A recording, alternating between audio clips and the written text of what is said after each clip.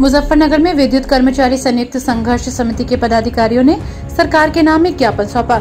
जिसमें अवगत कराया गया कि सरकार ने आश्वासन देते हुए विद्युत कर्मचारियों की हड़ताल को खत्म करा दिया था, जिसमें सरकार ने कहा था कि विद्युत कर्मियों पर जो भी कार्रवाई हुई है वो वापस ली जाएगी और 3 दिसंबर 2022 को जो समझौता ऊर्जा मंत्री और यूनियन के साथ हुआ है वो लागू कर दिया जाएगा। संयुक्त संघर्ष समिति के जिला संयोजक मुकेश मुकीम ने कहा कि सरकार के द्वारा आश्वासन दिए जाने के बाद आज 10 दिन बीत जाने पर भी मुजफ्फरनगर में 10 विद्युत कर्मचारियों पर एफआईआर और 11 संविदा कर्मियों की सेवा समाप्त कर कार्रवाई की गई थी। उनको अभी तक जिला प्रशासन ने बहाल नहीं किया है और न ही एफआईआर वापस ली है। तो माननीय ऊर्जा मंत्री जी और विद्युत विभाग के बीच एक समझौता हुआ था, लिखित समझौता 14-15 मांगों को लेकर, जिसमें उन्होंने आश्वासन दिया था कि आने वाले 15 दिवस में कुछ समझौते में 15 दिन और कुछ समझौते में 2 से 3 महीने का समय जो भी निर्धारित किया गया था, उनके द्वारा ये आश्वासन दिया गया था कि ये सारी मांगें आपकी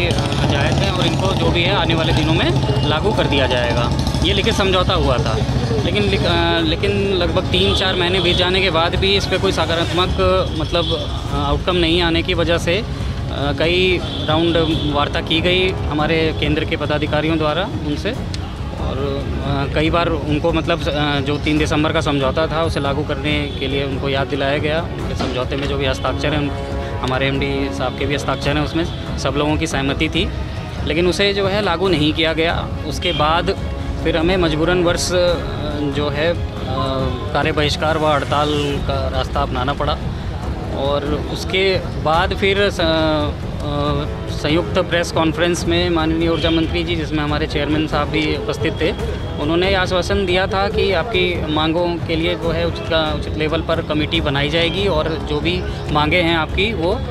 मानी जाएंगी। आने वाले दिनों में इस पर सकारात्मक आपको जो भी चीज़ें हैं वो दिखाई देंगी। इसमें माननीय हमारे चेयरमैन साहब भी इस प्रेस वार्ता में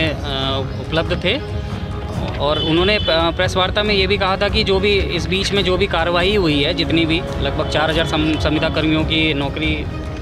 बर्खास्त कर दी गई, ख़त्म कर दी गई। लगभग 182 अभियंता संवर्ग और उसके नीचे के संवर्ग के लोग हैं जिनको सस्पेंड कर दिया गया, और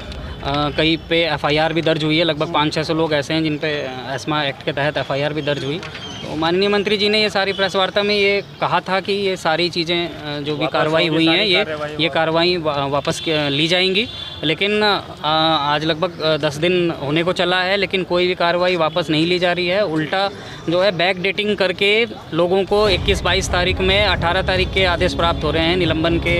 सस्पेंशन के, बर्खास्तगी के। तो ये बड़ी चिंताजनक स्थिति बनी हुई है, और इसमें अब प्रदेश के सारे राज्य कर्मचारी जो महासंघ हैं वो उन्होंने भी पूरा समर्थन संघर्ष समिति को दिया है, और एक संयुक्त मंच बनाया गया है जिसमें राज्य के सारे कर्मचारी संगठन इकट्ठा होके इसका पुरजोर विरोध करेंगे। और आपने ज्ञापन दिया है, अब अगला क्या कदम रहेगा आपका? अगला कदम अभी प्रेस विज्ञप्ति के माध्यम से 2 अप्रैल तक का सरकार को समय दिया गया है, हमारे उच्च प्रबंधन को समय दिया गया है। जो भी कार्रवाइयाँ हुई हैं उन्हें तत्काल वापस लिया जाए, और जो भी हमारी मांगे थी, उचित मांगे जिस पर लिखित समझौता हुआ था, उसे लागू कराया जाए। अगर ये चीज़ें नहीं होती हैं तो आगे की जो भी केंद्र कार्यकारिणी के जो भी निर्देश होंगे महासंघ के,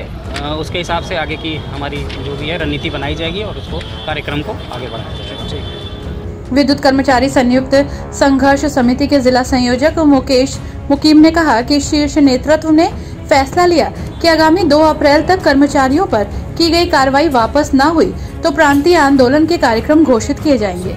राज्य कर्मचारी संयुक्त परिषद मिश्रित गुट के जिला अध्यक्ष डॉक्टर संजीव कुमार लांबा ने भी विद्युत कर्मचारियों को समर्थन दिया है। बिजली विभाग का जो पिछले काफ़ी लंबे समय से हड़ताल चली, उसके बाद वहाँ पे उनको एक धोखा मिला मंत्री जी के माध्यम से, तो आज ये उसके सांकेतिक 2 घंटे के धरने पर थे। इन्होंने 2 घंटे की सांकेतिक हड़ताल करी है, और प्रदेश कार्यकारिणी के आह्वान पर हम जिला स्तर पर इनको अपना पूर्ण समर्थन देते हैं। अभी 2 अप्रैल तक का समय दिया गया आज ज्ञापन के माध्यम से, और अगर 2 अप्रैल तक हमारी मांगे सकारात्मक रूप से अगर मानी जाती हैं तब तो सब ठीक चलेगा। अदरवाइज 2 अप्रैल के बाद जो भी इनका संगठन जो भी आगे कार्रवाई करेगा उसमें हमारा पूर्ण समर्थन रहेगा। साथ ही उन्होंने कहा कि विद्युत कर्मचारियों के हर आंदोलन में उनके साथ रहेंगे। हर न्यूज अपडेट के लिए डिस्क्रिप्शन बॉक्स में दिए हुए लिंक से ज्वाइन करें रॉयल बुलेटिन का व्हाट्सएप ग्रुप और पाएं हर खबर सबसे पहले अपने व्हाट्सएप पर।